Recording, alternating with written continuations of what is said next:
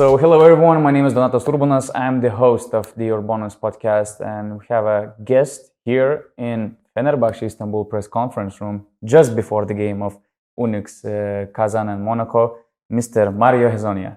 Welcome. Hello, thank you so much for having me. Mario, it's great to see you back in the EuroLeague. Of course, you already played with Panathinaikos a few months ago, but I wanted to bring you back to all these years when you played for Barca. And tell me, can you compare, how much the EuroLeague changed? For example, what was your first experience last season in Panathinaikos when you of course, you followed the game, but when you entered the court, what kind of differences you noticed in the EuroLeague? I missed it a lot, but I didn't understand how much I actually missed it until I started to play in that first game against actually Barcelona. Oh.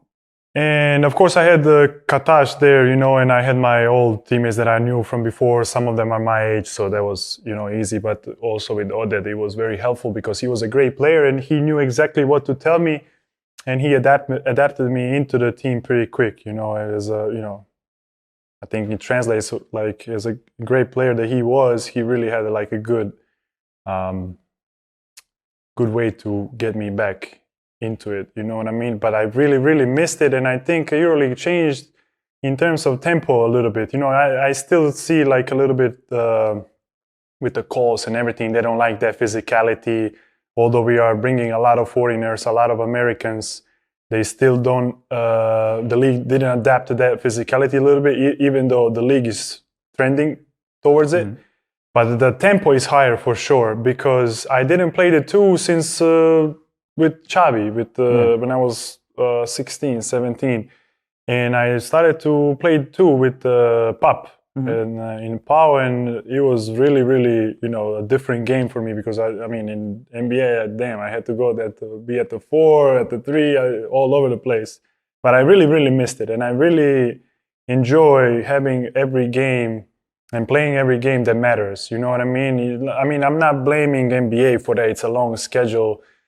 Sometimes you go to play a team that is not going to be in playoffs, team that is full of young guys, team that is unproven, team that is, not to the point of like, as some great team, I don't know, Golden State or something. And you kind of like, you can't really say they take it easy, but they do low down there, the intensity and everything. Here, like you lower your intensity or lower your physicality or concentration or focus or whatever, you lose a game. Mm-hmm.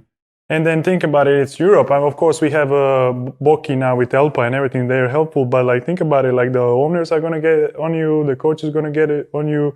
Every game matters, and I really, really miss that, authority of winning games. You know what I mean? So yeah, I truly missed it. Here. Yeah, it really, really matters. It's really different from NBA, and I really, really miss that competition.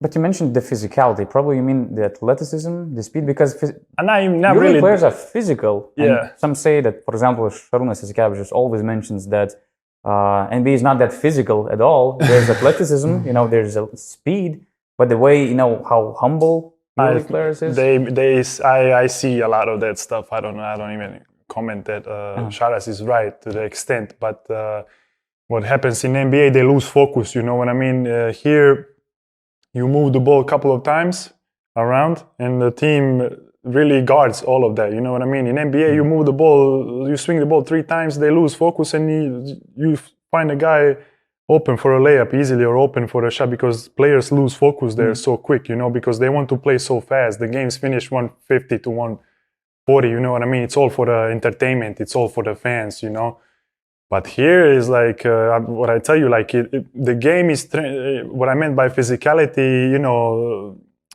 they still don't adapt to the harder fouls here and harder ball strips and, the pushes, the everything, because, I feel the EuroLeague is trending towards that. I feel it. I play like that. And a lot of players are coming from America here. A lot of players are coming from college here, and they're already taught to be like that. You know what I mean? So I think this league sooner or later it's adapting, but like sooner or later it's going to be like at the level of NBA in terms of, you see it at the World Cup, you see it at the Olympics. Mm-hmm. That's a close game, France and USA. That's a close game, Australia and all these teams that played Nigeria and all that. That's the physicality I'm talking about. And sooner and later, everything's going to be the same.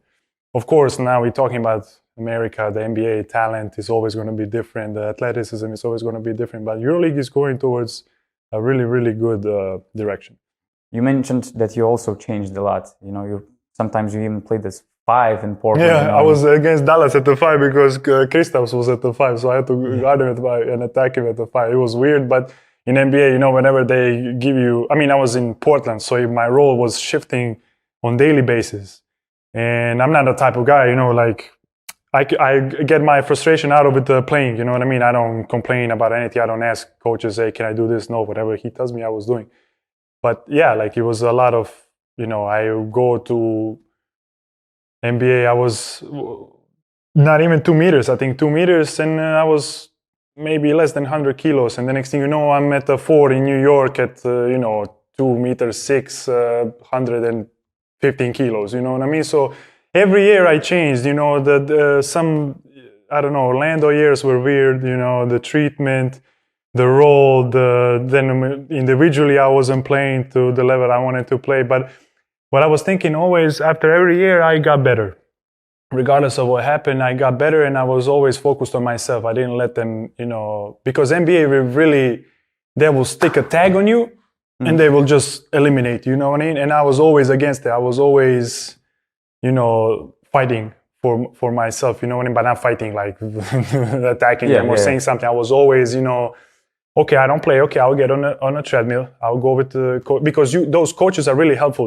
Those assistants there, like they're really about the game. And I was very thankful to have, Jay Hernandez, Ross McMains, Mike Pemberty, guys like that always took me after the games and always worked on my game. Always, no matter what happens, we win, I work. We lose, I work. I don't play, I work. I play 40 minutes. Suddenly, out of nowhere, I still go out there to do my routine. So I think after every year, I changed and I got better, no matter what was the circumstances during the season. And that's what I felt for the first time when I came back, because the stuff that I was doing in Greece, the stuff that I was doing last year in Portland, I wasn't doing before. So I was always adding to my game on every year. And you started as a pure scorer, let's say. Yeah, I was at the 2. Yeah, that was what I was saying. I was running. I was looking at one video. I'm out there chasing J.C. Carroll, damn it, and I'm playing the 2. And the next thing you know, after 5 years, I'm playing the 2 again. You know what I mean? Now, like I played 2 in Kazan a little bit, and I was playing it in Greece because of me and Pap combination. Mm-hmm.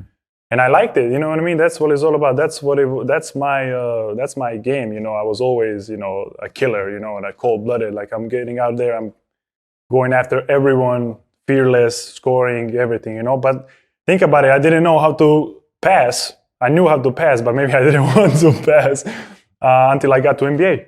So think about it. People go to NBA and become selfish. I went to NBA and I became more a team player. That's what I actually wanted to ask you, because you didn't know how to pass, but you had, Charas, Navarro, Huertas, for example. I had to be. I had to be a killer. I had to be a killer because if I do something wrong and Sarunas passes me the ball and I try to be a playmaker on his pass, he will cut my head off out there. If I do something with Marcelinho comes to me and like slaps me out there. Like, no, like I'm a playmaker, you're a killer, you're a young guy, you do this, I do this. And I was very, very lucky to have the guys like them, to put me, not to put me in place, but really guide me to what I ultimately wanted to become. Because at the practice, I wanted to do it all. I want to pass, I want to dunk, I want to shoot, I want to do everything. But in EuroLeague with the Xavi, with Barcelona, I learned what professional basketball is, So I was in my role. I was cutting, dunking, shooting. But then I get to NBA and now, okay, what do you know? Shit, I know everything. What do you need me to do? You know what I mean? So I started little bit by little. I ended up being a point guard for New York. Then I ended up being a 4 and 5 for Portland, which is weird, but I can do it a little bit, So it just, the game started to evolve. And I always was saying that when I was younger, I don't want to, if I'm only marked as a shooter or marked as a cutter or marked whatever they call the players nowadays, then I'm not doing something good, I'm doing everything, I want to be the best of my position, but I can really, really do everything, and people have to like adapt to me and to my style of game. But I'm gonna bring the whole team up with my play, you know. And I was always preaching that, and I was always working towards that, no matter how hard the situation was or whatever. Yeah, that's the mentality you had from day one, because I remember I watched on the YouTube your video from 2011. It was some, you know, let's say NBA draft prospect website or something, and they asked you, what do you do best in the court? And your answer, you know, it was a little bit broken English, but everything, all, I can do all. Yeah, see, like I always was like this. I always was like this. I felt like they're disrespecting me, my ability, if they tell me, oh, he's a great shooter, you know. No, I'm a great player. I'm not, I don't care like what I did wrong, the flashes, the dunks, the shooting, the passing, whatever. I'm a great player. I want to be a great player. I want to be the best player. So like I want to be able to do it all for my team to win the games. The ultimate goal is to win games, you know. And, you know, I don't want to be like put in a box, you know what I mean? I'm strongly against it. I was against it in NBA. That's why I kept working, because if I start to get frustrated and I start getting into these politics and why I don't this and this and this, then I get labeled as a bad person, bad teammate, and it's a mess. And I was never like this. I always kept, you know, stuff to myself, work hard, get my coaches together, like we work, what do you need me to do? And it just adds up, man, like the work never lies, man. But what happened after the bubble? Because I listened to your interview for Gazette, and I was surprised when you told that you were thinking that you were done. Yeah, I was done. After the bubble, man, I called my sister. I said, pick me up before I erupt over here. And it was very bad, but like, you know, I had Dame, I had Melo, you know, it was an amazing year. I also believe Dame is one of the best, if not the best leaders out there in the league. And I believe leaders are, you know, made, not born, which is a little bit, maybe if some people will be against it. But I was looking at them very closely, and I was so happy that they brought Melo, even though he played in front of me. But I really didn't care, because I was there I was like this on practice. He does these moves. I was like this. He literally practiced here. I was like this, staring at him. I was so annoying. I was calling him for dinners, for lunch. I think he hates me, honestly. But I was always with Dame. I was always, you know, keeping an eye on those Hall of Fame type of players, and I learned so much. But long story short, after the bubble, it was just too much, man. Like, I can't keep doing this to myself, you know. Like, I'm not a type of player that I don't want to change teams 18 million times. I want to have a legacy. I want to have one team, and if I was in Orlando, I would finish my career in Orlando. I have a house in Orlando. I don't care how bad they are. I don't care that they're in a lottery. If this is my team, this is my team, and I'm gonna keep doing this until we win championship, multiple whatever we can. It's easy to say, but it's hard to do. But I was willing to give my entire career for that. But I really got frustrated after the bubble with all this, you know, like 1 year, and then I don't get to enjoy the whole process. It's constantly like something is changing and all that, and I was really done. I didn't even know I got traded. I was home.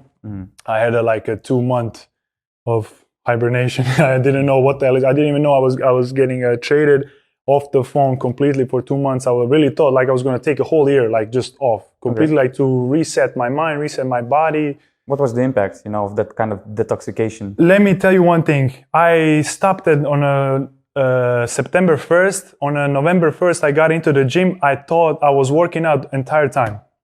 I thought I was working the entire time. I couldn't miss a shot. I was athletic with my moves. I was running like I never stopped.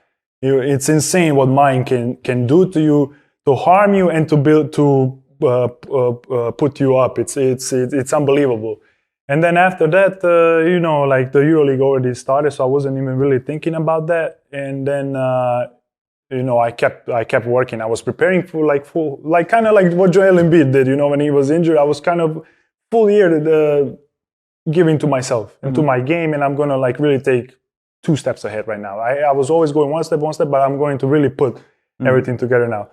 But then in February, the migraines called me, and I can't, you know, who am I to say no to, you know, Panathinaikos is my favorite team. It's my childhood dream to be there, you know, Diamantidis, Albertis, I don't even have to, you know, know. It was amazing, and I thought it was a joke, like who signs the players in the middle of the season, because I remember the rules before when we competed in Barcelona, because it was a format of top 16, so you cannot sign the players after that window in February because of, you know, like you already go into the playoffs, whatever. But I think they removed that.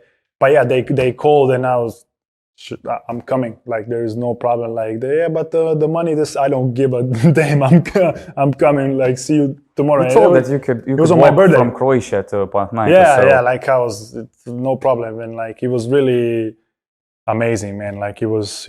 I'm so thankful, like for them. Like they're like my family down there. Like it was the best thing I ever done to myself. Not like really like life-wise, career-wise, just like really the gift, if I can call it, that I gave to myself. Like let's go there to play to Athens for Panathinaikos, you know. And I'm really, really thankful. I say thank you 100 times to them, and I will say thank you for the rest of my life. It was.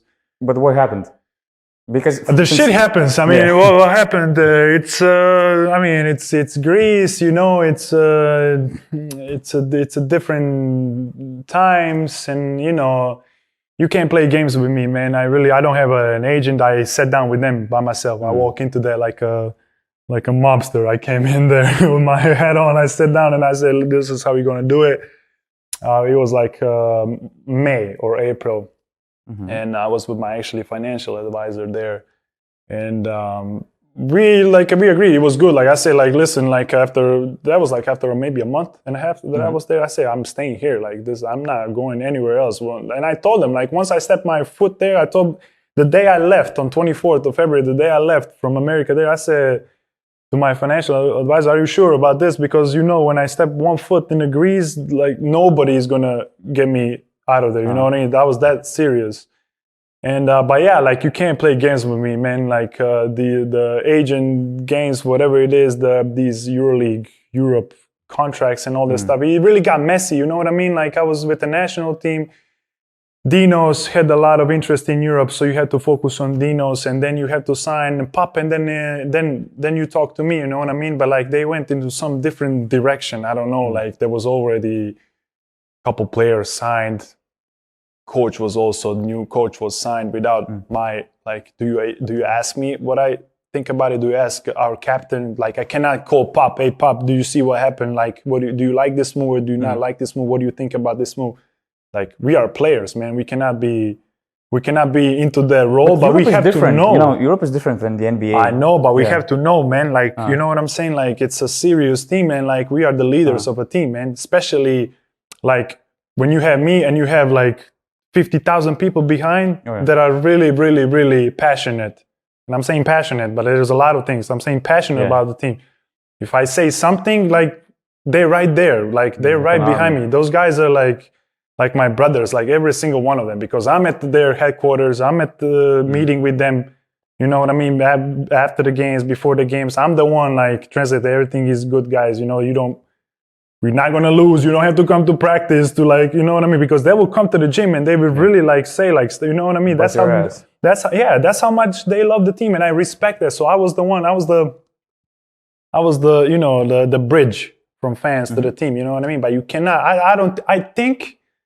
I think they went in a little panic mode this summer. Like, oh, we have to establish a good team and this. But I don't know. I really know. I was confused, man. I never said no. I said to my financial advisor, you deal with this because I have no heart to say no to this team. I have no heart. How can you expect me and my Greek agent also, like the later on that I started to talk to, like you guys have to deal with this because I cannot say no to this team, and you guys have to like. I know what is the better probably career wise is to do this, but I cannot say no to. You know what I mean? To power. It's so like, I feel so like devastated. Like whole July, I felt like shit, man. Like I really felt like bad. I wasn't myself. I was calling my dad. I was calling my mom. I usually don't call anyone, man. I just do things like because I know stuff. You know what I mean? Like I know how things are supposed to be. You got me here calling my grandmother. Oh, go to Greece, screw everything else. Then I call my father. Oh, I know, yes, but for your career and this, like I called maybe 100 people for advice and everything, and you know, ultimately, you know, I had to decide like what's the best for me. I cannot play games, man, at this stage of my career, and I cannot, go into these games. So what are we gonna do? What not? Are you there for the fans or for the tickets or this? We got lost into it. You know what I mean? We will see what happens in the future, but I really felt like sad that I couldn't go back. But also, like, I have to give like a great comment to Kazan, man, to Bogdan, to Claudio, to Velimir, to coaches, everybody. It's unbelievable the way, with Russians, we always know where you're at. You know what I mean? There is no BS. It is what it is, and it ain't what it ain't. It's always, professional. Like, we kept it like quiet, and I really, really have to say, like, congrats, to them. Like, they really did an amazing, amazing job, and I'm so happy with them. Yeah, we'll talk about UNICS for sure. But just to make things clear, so at first you weren't very happy the way how Pau started building the roster without, No, I wasn't. No, it wasn't that. It wasn't that. I know KP, Perry. I called him. I texted him. I was about to meet with him in Orlando. I was the one to tell them, like, you guys have to bring this guy for the point guard next year because this guy is really, really good. He can help us. But then they thought they're gonna sign somebody above him, like another starting point. It was a whole mess. I don't know. I don't mind who they signed. Ultimately, probably we will end up signing those guys regardless, with me or without me. You know what I mean? It was just the order of how things went. You cannot talk to me end of the what was the end of the July almost. You know what I mean? I said probably the first player which they should have talked I did say I was going to make my decision in August, but I started to say no already because the market dictates that, you know what I mean? I started to say no to the European teams, like one by one. No, I'm going back to no. If I tell you like the teams that came out to me, it will be like a whole mess in Greece if I say this, but I cannot, you know what I mean? Because I really have respect for my team. It was really, like, I really felt the love out there. It was really like, I'm not going to say anything against them. Like, I don't have to say anything against them. Like, I want to protect them to the max. But the things were not going into the order that they should go. You know what I mean? That was the issue. And like, then later on, like, maybe they like try to push it the longest possible, that I have to say, okay, guys, I come back at whatever terms. I just come back, you know what I mean? No, I have to play, man. Like, I have to still like focus on my career and everything, because think about it. If I go back there, which I was really like thinking about it, regardless of what they offered and all this other stuff, like, I probably like go there and like, that's it. That's a next 10 years there, and that's it. We fight for like the EuroLeagues, we fight for the trophies, and that's the block of legacy that I'm talking about, for sure. Like, but like now, since I chose this way, like, I don't know. We'll see. But that's so weird for me because, for example, it was weird summer. If I was the GM of Pau and you were approaching me on April, as you said, that you want to stay there. Yeah, I tell you. That's the first thing I will work on, actually, because they were, in my eyes, Pau, after Kalaitis left, I think that they kind of lost their identity. They lost identity. And I want to find that identity, I see Mario Hezonja, who loves this club, who wants to be a big part of it, and who wants to make the rebuild. So let's start with him. So why? I don't want to say they lost identity, because that team will always have identity, because that's the greatest team in Europe of all time. But they lost a chip of identity after Dimitris left. Yeah, of course. But that's normal. But at least, Kalaitis helps, to reduce he's a great player, because he can translate the stuff, because he was playing with Dimitris and all these legends. So it was also good back then. But in my mind, I respect Dinos, I respect Pap. So we have to decide on them too. They are Greeks and we are in Panathinaikos. I cannot step over Pap, and I don't want to step over Dinos, because Dinos is at the point that he has to decide for his career what is best for him. And I tell Dinos, listen, Dinos, like, you can stay with us and go to NBA. I don't know what's going to happen here. We don't know who's going to be the coach. We don't know if this guy stays. We don't know who's our teammates are going to be. We don't know if I'm here. Technically, I want to. I'm telling you openly, but we don't know what's going to happen. Or you go to some EuroLeague team that wants you really bad. establish yourself there, and you get even better opportunity in NBA. That was my thing for him, because he has an agent that is a very good friend of mine. So like that was my honest advice to him. To Pop, I tell him, listen, I don't know, I know your dream is NBA, but like you go there if you have a good role. Tell him you're 27, 28, you know, you have to think for yourself. Or you stay here, bro, you're a captain, man. Like this is it. Like there is no more than being captain of Panathinaikos, you know what I mean? And then like we'll see, like I'm openly saying, like I'm yelling through the locker room, I'm staying here, I have my locker room ready, I have my house already sorted out, my cars are coming to Athens, everything. But the order went wrong. I didn't have a solid conversations with them. I didn't have a solid conversation with coach. I don't know the coach. I know he was in Kazan. And it went weird, man. I don't know what to tell you. It just went weird. Everything went wrong. But I took a whole blame. I was going to the fans. I will take the blame. I spoke to the main guys of the Gate 13. Like, guys, don't worry.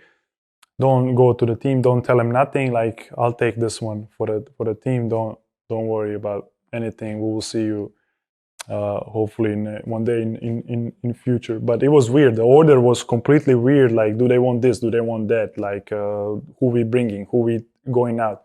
Dinos take a little bit of time. Pop takes a little bit of time. Then Pop's deciding in July. It was a mess, man. It was a complete mess. Like, by the way, was the buyout of Barcelona any kind of issue? No. But I don't know. To be honest, like I didn't even want to pay that. Honestly. If it was me.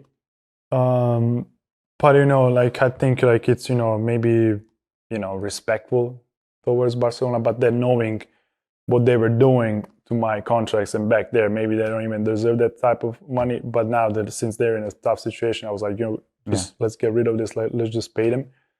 My financial advisor also spoke to Sarunas. Sarunas is a very great friend of mine. I saw him after years, and I said, my friend, I don't know what to tell you. Hey, coach, hey, friend, or hey, teammate anymore. I really don't know.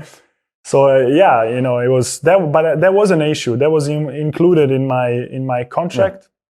Of course, the numbers looked weird because of that, but you know, we were just talking to Barcelona. You guys want this immediately, or you want to in different installments? So, but yeah, I believe it made it a little bit harder for sure, the buyout, because that money, not a lot of teams have that. You know, you think about, you know, it's 300,000, you know, it's EuroLeague, people have that. People do not have that. Like, COVID really pushed things back. Like, teams do not have that type of a money. Teams are struggling.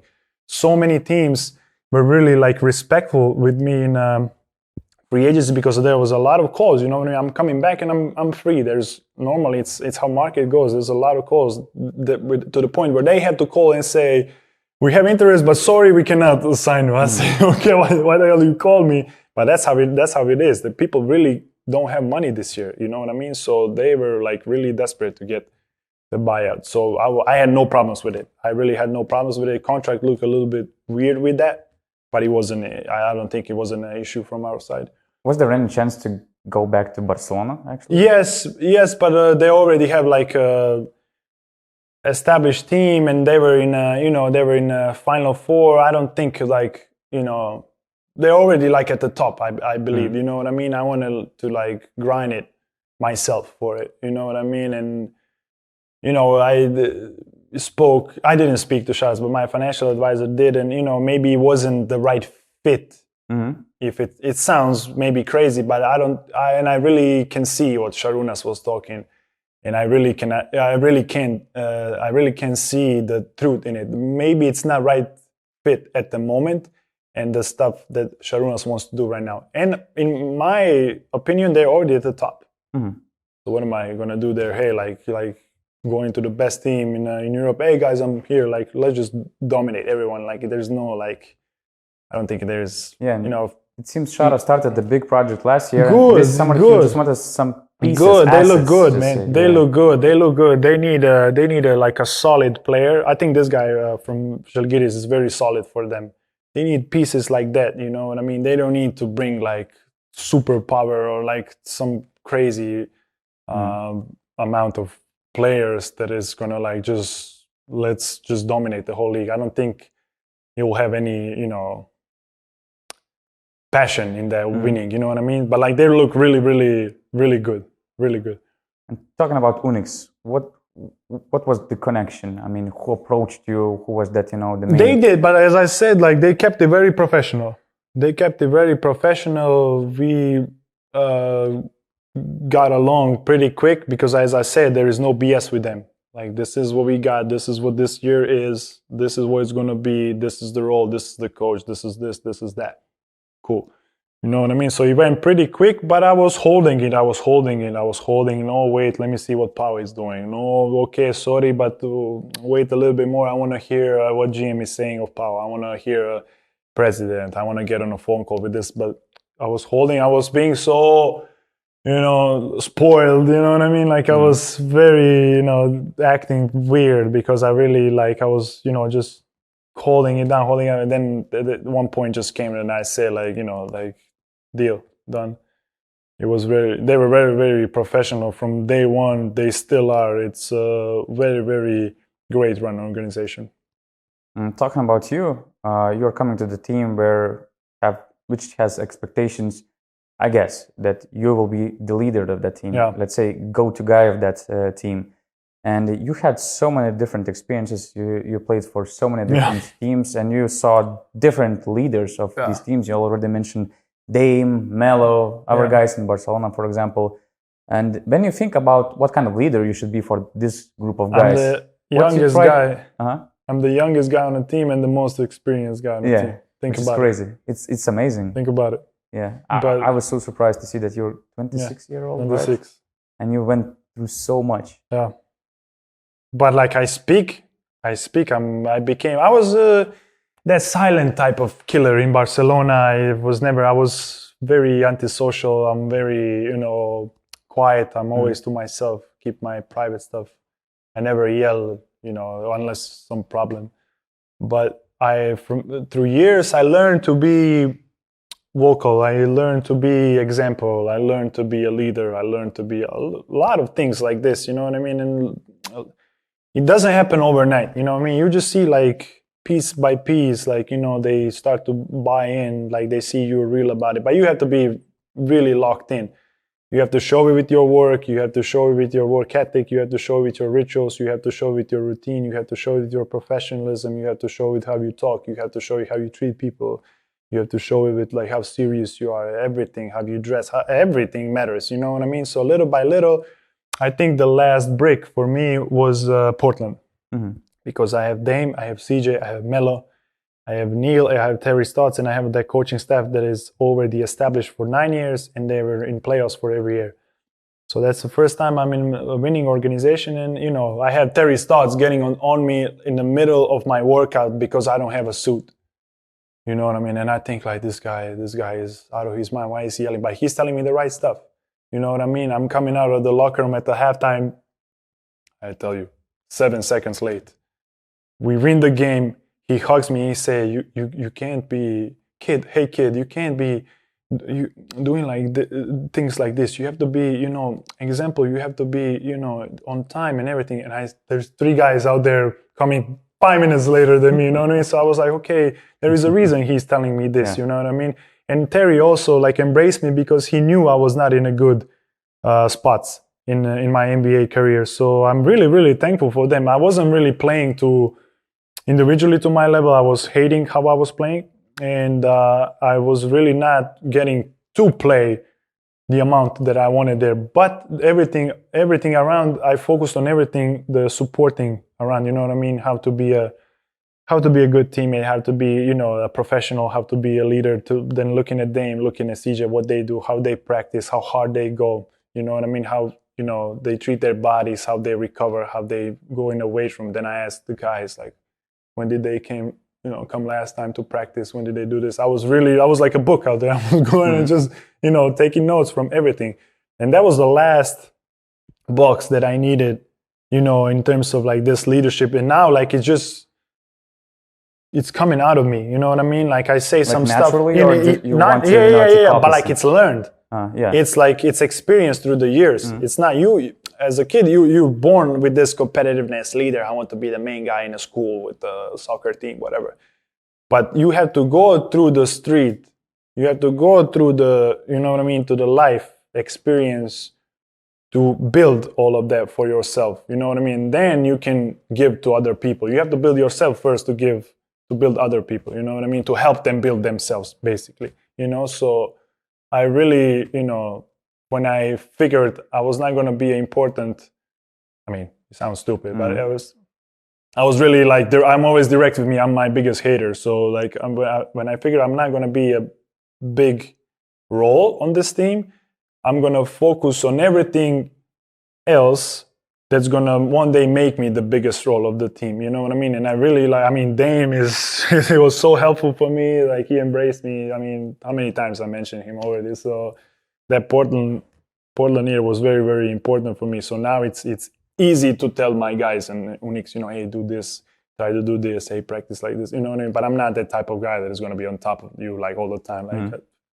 let them be who they are. You know what I mean? If they want to do something great, they will, you know, listen. You know what I mean? And ultimately it's for our team to get better and to win games. You know, so I really like where I'm at right now. Talking about Kazan, we have to mention that throughout the years, this organization changed a lot. The city also changed a lot, and it's way more professional than it was before. It is.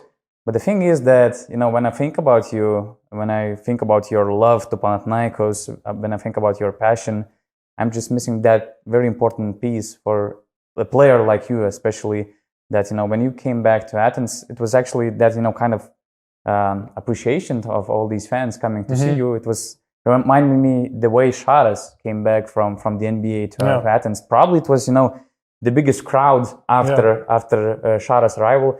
And I was just thinking that you might be missing that in Kazan, since, okay, they're developing, but they don't have that culture, fan base, that passion in Russia. I mean, it is different, but then think about it. I went through 2 years of bubble. You know what I mean? There is no fans. Ultimately, you have to go out there and perform on the court, no matter who's in the stands. Yeah. Like, I will probably go out on this court and they will yell my name, like rude stuff, whatever. What am I going to pay attention to that? You know what I mean? Same. It's a little bit bad to say, but same goes to the good, the fans that are supporting you. If you lose focus on this, you know, if you focus on that, you lose focus on basketball. So I think the more you focus on basketball, the more love you create, regardless of like fans that hate you, fans then love you. You know what I mean? Not we have the best fans in Europe, in the world, in Europe. Turkey, Serbia, Greece. I mean, it's amazing. You know, and there's nothing in the world like this. Some are against you, some are for you, but like you build love with all of them, regardless of who you are and who they are, with your focus on the basketball. How as good as you are in the basketball, as much as fans you have. So, you know, of course there is. I haven't seen them yet because the gym was closed still in these friendly games. But I focus on my basketball. You know, if I'm always supportive of the fans, you know, of course I'm gonna be missing the Gate 13 guys. But you know, like as I said, you know, we will see what future brings. But you know, I'm fully focused on my career and on my basketball. And to finish this conversation, I want to ask you about, as we talked about, that you felt frustrated after your NBA experience.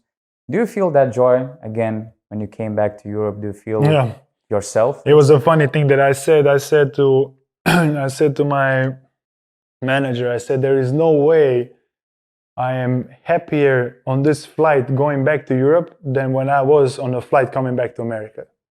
This feeling is not right. It really is not.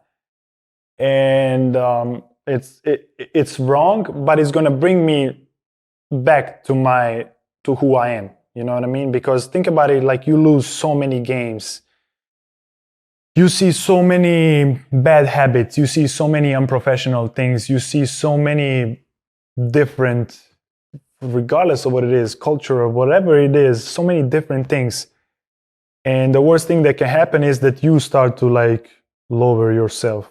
Not lower yourself like as a man or as a player or as everything, but like lower your, like there's a box full of passion, let's say, and then you lower it a little bit lower. You just take it out, like whatever. With the frustration that is created by everything else, by your surrounding. You know what I mean? And I said that to him, and you know, it really stuck to him, and it stuck to me. But it was the honest feeling, you know. So as soon as I got back to Greece, I started to feel like immediately like me, like, you know, like this guy, like I'm handling the ball, I'm playing at my pace, I'm running in transition, I'm dunking, I'm shooting, I'm scoring, you know what I mean? So it really felt like, okay, like I'm alive, you know what I mean? And, you know, like I'm thankful that I adapted so quick to this. Like it was really like a quick switch, you know, like light off, on, off, and to on, you know what I mean? It was really like quick for me. So I'm really, you know, but also like what I told you in the beginning of our conversation is that quick switch happened because of who I am, because I never let down my guard. I never let go. I never quit.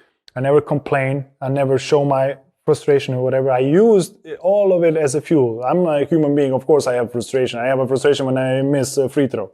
How am I not going to have a frustration when I don't play in NBA when I feel like I'm the best? You know what I mean? like just let me play. You know what I mean? Like, of course, it's normal. But I never complained. I never talked about it. I always used it as that fuel, as that extra work, as that extra motivation, and I was trying to find the love for the sport through the frustration, through the negativity. You know what I mean? Challenges, probably. Yes. And then sometimes it was hard. It's not easy to stay at like 1 a.m. These guys are all laughing and joking. They played 40 minutes, they scored 35, and I'm over here looking, man, like I wish I can play one-on-one again right now. I will bust this, you know what I mean? But they're joking, they're going home to their families, enjoying their lives, and I'm over here like, you know what I mean? Like, you know, it's like I'm about to blow up, I'm miserable and all this stuff. I just leave, I go to the weight room, I go to the court and like just extra. Or I go to my own gym. Out of that, sometimes I didn't want to be like surrounded like there because it's like too much. So I go and I work. But long story, like that type of stuff helped me to quickly go back to who I am when I came back to Europe. You know what I mean? And I'm not ashamed of it. I'm not scared of anything. I'm not scared of anyone. I'm absolutely fearless in my approach. I'm really not ashamed of the road that I took. I know I took the hardest, probably way of all of them, through all the worst. You know what I mean? But I'm about it. You know what I mean? I'm completely committed to it. I know what I'm doing, you know, I'm focused on it, and, you know, like I'm thankful that I was myself, you know what I mean? Those hard situations that I never let down, and I could just flip that switch quick back to it when it mattered, which is when I came back. But you're good now, right? Yeah. Despite what happened with Panathinaikos, you're happy, you feel yourself, right? Yeah. Absolutely. It was, I'm telling you, it was a gift. It was really a gift at the right time, at the right place. It was it was a blessing for me, you know what I mean? To go there, people to embrace me like this. Because think about it, I go back there, I don't have a solid season. Either I don't play, or I didn't play to my expectation, or something else happens, and I'm not even on a team or whatever. You know what I mean? Think about it. Just look at it from the standpoint as a fan. Just look at it. Oh, he doesn't know how to play, whatever, you know, because I didn't show you. Like sometimes I couldn't show you, sometimes I didn't show you, you know what I mean? It was just a mix of the worst combinations, you know what I mean? So like for them to embrace me like this and, you know, to show me absolute love the way I was showing to them all these years, you know what I mean? And from the coaches, from everyone, from teammates, everyone out there, it was just, you know, it was absolute perfect situation for me. And I owe them. I owe them for sure. You think that you will wear green and whites again in Athens? I wear now. Yeah, that's the thing. No, I hope so. You never know. As I told you, if I decided to stay, I'm asking because I see there's too much love. It is. No way. It is. Like I have the Costas and Ricardo on the team. We talk about Paul maybe half of the day, all the time. I show them videos and like it's amazing. But hopefully one day. But also, you know, like I respect my team. I respect Kazan to the fullest. Man, they changed through the years. Of course, there's work to do. Like it's first year in EuroLeague. We need to update stuff and everything, but I truly respect, man, the president's son, Bogdan, the daughter, Olga, everybody, man, like in the team, like it's just so professional. It's really, really great to run organization, and the way they handle the stuff with me, knowing that there is like a atomic bomb in Greece happening with my signings and everything, man, like it's really impressive how they handle the whole situation. And 100% committed to them. But with future, of course, we don't know. We have to fight this year to be in playoffs in order to stay, for me, to stay next year, and for us as a team to stay in the EuroLeague. So it's a challenge and it's a grind that I'm fully about it, and I'm gonna give my 100% of everything that I have for that to achieve, for us to achieve that and more. And we'll see what future brings. As I said, I already took the hardest road, so I never know. There's always obstacle out there at some point. So we'll see what happens. Mario Hezonja, ladies and gentlemen, one and only, and I wish you to bring the excitement to Kazan the next season and probably more years to come. For sure, I will try my best. Thank you so much for having me. Thanks a lot for Mario. Thanks all for all our listeners. This was the URBONUS podcast. You can follow us on basketnews.com and also on Basket News YouTube channel, as well as all the main audio platforms.